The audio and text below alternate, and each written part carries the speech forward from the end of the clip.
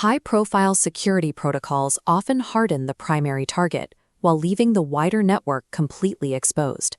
Threat actors are bypassing heavily guarded principles to exploit softer targets, their extended family members. A security apparatus fails if it locks down the executive but ignores the independently living, aging relatives connected to them. On January 31, 2026, perpetrators abducted 84-year-old Nancy Guthrie from her home in Tucson, Arizona, after she was dropped off following dinner. She is the mother of NBC Today co-host Savannah Guthrie. Attackers targeted a vulnerable relative to maximize emotional leverage and bypass the principal's immediate security bubble. This diagram outlines the precise timeline of technology failure. At 1:47 a.m., the doorbell camera disconnected, and shortly after, the victim's pacemaker app went offline. Perpetrators escalated, demanding a $6 million ransom.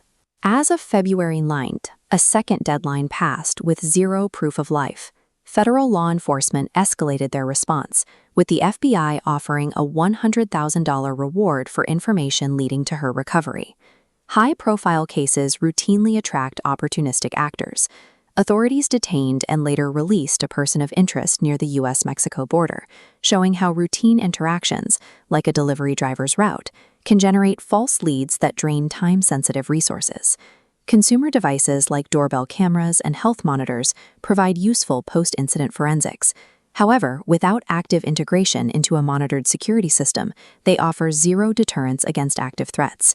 Physical abductions command immediate media attention, but threat actors are actively shifting toward the highly scalable threat of digital extortion. Virtual kidnapping is a primary tactic. Perpetrators use artificial intelligence to clone a loved one's voice, spoofing caller ID to induce panic and demand immediate payment without ever physically touching the victim. This visualization maps how attackers stage these operations. They harvest leaked credentials from dark web forums and feed that data into AI tools to synthesize convincing deepfake audio and video for blackmail. For high-net-worth individuals, specifically in finance and cryptocurrency, attackers execute social engineering and doxing campaigns. They steal digital assets or publish private information to trigger targeted public harassment. Extortion no longer requires physical prominence. Unprotected data and digital exposure provide all the leverage an adversary needs. Hardening an extended family network requires a multi-layered response, beginning with RSTs. RSTs are residential security teams, comprised of specialized personnel deployed directly to a property to control access and deter physical threats. This physical presence requires technical integration.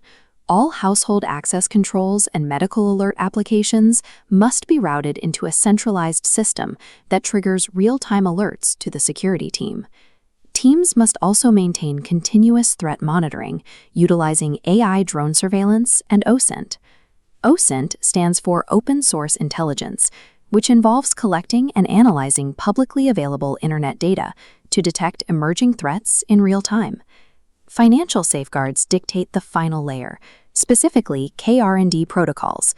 KR&E refers to kidnap, ransom, and extortion insurance, which establishes strict crisis management guidelines, including the absolute requirement to verify proof of life before negotiating. Active operational preparation, integrated monitoring, and strict verification protocols are the required mechanisms to turn a vulnerable family network into a defensible position. The ultimate systemic vulnerability is the fatal operational gap between a principal's hardened security posture and their extended family's unprotected footprint. Relying on isolated, single-layer consumer technology with active security integration ensures failure against an organized adversary.